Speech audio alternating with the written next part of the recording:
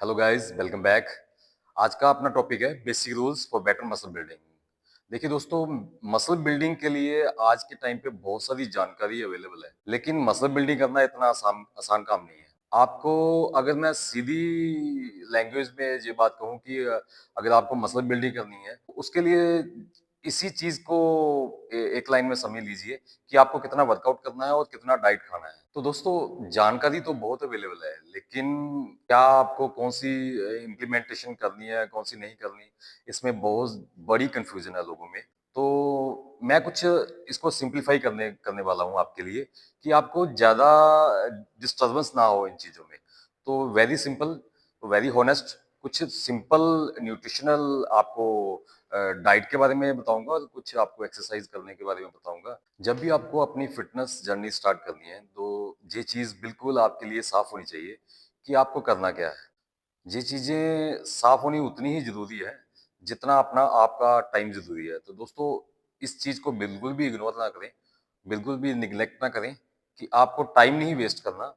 आपको एक टाइम के अंदर ही अपने गोल्स अचीव करने हैं और सही फिटनेस गोल अपना बना के उसी पे काम करना है। इन चीज़ों पे खास ध्यान दें। तो गाइस, जब भी आप फिटनेस जर्नी स्टार्ट करते हो, तो आपको सबसे पहले ये चीज़ ध्यान में रखनी है कि आपको डिफरेंट टाइप्स ऑफ फूड खाना है डेली।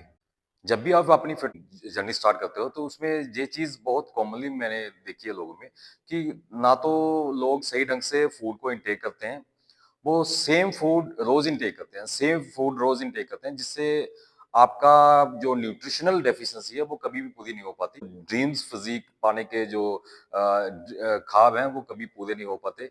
तो जिसके लिए आपको टाइप्स ऑफ फूड इनटेक करना है, आपको अच्छा फूड इनटेक करना है और daily different types of food intake करना है कि आपकी डेफिशिएंसीज एक्सरसाइज के साथ साथ पूरी कंप्लीट होती है। गाइस, आपको अपनी डाइट में हाई प्रोटीन सोर्स ऐड करने हैं। जब भी आपका गोल है कि मैंने फैट लॉस करना है, जहाँ आपने मसल बिल्डिंग करना है और जिम में जाकर आप वेट लिफ्टिंग कर रहे हो, इतना टाइम लगा रहे हो, तो आपको ये चीज़ श्योर करनी है कि आप एक बैलेंस फूड इनटेक कर रहे हो। आपकी डाइट में हाई प्रोटीन है और वैरायटी ऑफ फूड से आ रही है वो प्रोटीन। तो ये चीज़ बिल्कुल आप कंफर्म कर लें। मेक श्योर कि आपकी डाइट बिल्कुल हेल्दी हो और उसमें हाई प्रोटीन कंटेंट होने बहुत जरूरी है, क्योंकि अगर आपकी प्रोटीन डेफिशिएंसी होनी शुरू हो जाएगी, तो इससे मस्कुलर हाइपरट्रोफी तो हो नहीं पाएगी और आपको अनचाहे फिजिकल्स जो डेफिशिएंसी है कई तरह के आपको देखने मिल सकती हैं। तो इस चीज पे खास ध्यान दीजिए कि आपका प्रोटीन कंफर्म हो, कि आप डेली की जो बेसिक रूटीन्स हैं उसमें आप प्रोटीन इंटेक अच्छा रखें। गाइस, आपको डेली भरपूर मात्रा में अपनी सब्जियां और फल ऐड करने हैं अपनी डाइट में, क्योंकि इनमें काफी मात्रा में विटामिन, मिनरल्स और काफी हद तक प्रोटीन्स भी होते हैं। तो जो आपके इम्यून सिस्टम को बूस्ट करेंगे और आपकी न्यूट्रिशनल डेफिशिएंसी को भी पूरा करेंगे। तो मेक श्योर कि आपकी डाइट में विटामिन, मिनरल्स की डेफिशिएंसी को पूरा करने के लिए आपके पास लीफी वेजिटेबल्स एंड और फ्रूट्स भी आप ऐड करें, ताकि इन चीज़ों का आपको फायदा मिल सके। गाइस, आपको complex carbohydrate and healthy fats पे भी खास ध्यान देना है, क्योंकि एनर्जी सोर्स आपका जो मेन होगा वो कम्प्लेक्स कार्ब्स ही होंगी। तो कोशिश कीजिए variety of complex carbs food भी आप इंटेक कर सको और फैट्स, हेल्दी फैट्स के सोर्स भी आप अपनी डाइट में ऐड कीजिए, ताकि एक बैलेंस फूड आपका इंटेक हो सके। क्योंकि अगर बैलेंस फूड नहीं होगा तो आप मसल बिल्डिंग नहीं कर पाओगे, जिससे आपको काफ़ी परेशानी हो सकती है। तो ध्यान दीजिए इन चीज़ों पे कि आप बैलेंस फूड ही इंटेक करो। देखिए गाइस, एक बहुत बड़ी मुश्किल आम तौर पर लोगों में होती है। इतनी ज़्यादा जानकारी होने के बावजूद भी लोग कन्फ्यूज़ रहते हैं। तो उसका एक सीधा-सीधा कारण यही है कि जहाँ ज़्यादा एक्सपर्ट्स होंगे, वहाँ थोड़ा ये माहौल तो बनेगा ही कि आपको किसी एक्सपर्ट की बात समझ आएगी, किसी की नहीं आएगी। और या फिर आप किसी गलत एक्सपर्ट की बात मान ली, तो आपके टाइम का भी नुकसान होगा और सीधा आपकी मनी का भी नुकसान होगा। तो जहाँ मैं आपको ये चीज़ क्लियर करना चाहता हूँ, आपको ये चीज़ बताना चाहता हूँ कि कभी भी किसी एक जानकारी पे विश्वास ना करें।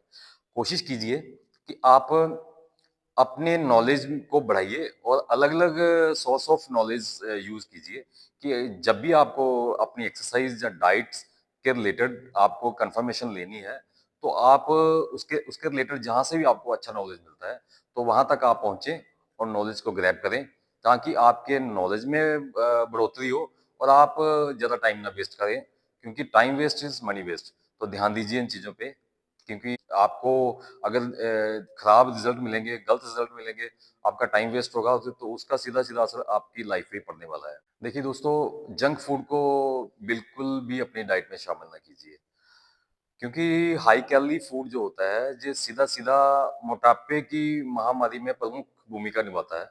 तो इससे बचें, क्योंकि अगर आप दिन भर junk food, high calorie dense food खाते रहोगे, तो इससे आपका इंसुलिन बार-बार स्पाइक होगा।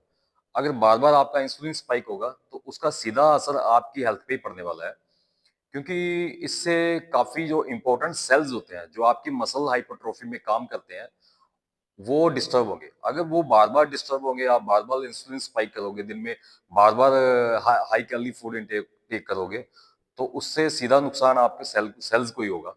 तो कोशिश नहीं, ज़रूर कीजिए इस बात को कि आप ये चीज़ें मार्केट में आजकल आमतौर पर हर जगह मिल जाती हैं कि आप high calorie foods, high dense calorie food ना खाएँ, क्योंकि बार-बार अगर इंसुलिन स्पाइक होने से आपकी हेल्थ खराब होने वाली है। तो बचें इन चीज़ों से, क्योंकि मसल बिल्डिंग कोई इतना आसान नहीं है। इसको करने के लिए आपको काफ़ी ध्यान देने की ज़रूरत है, काफ़ी बैलेंस करने की ज़रूरत है। तो ध्यान दीजिए कि जंक फूड आपने खाना नहीं। आई होप दोस्तों आपको मेरी ये जानकारी अच्छी लगी होगी। तो सब्सक्राइब कीजिए मेरे चैनल को और अपने उन दोस्तों के साथ शेयर कीजिए जिनको इस जानकारी की ज़रूरत है, और लाइक कीजिए, क्योंकि आने वाले टाइम में आपको मैं और बेसिक जानकारी देता रहूँगा, ताकि आपकी हेल्थ बेटर हो और आप अच्छा लाइफस्टाइल अपना सकें। Thank you.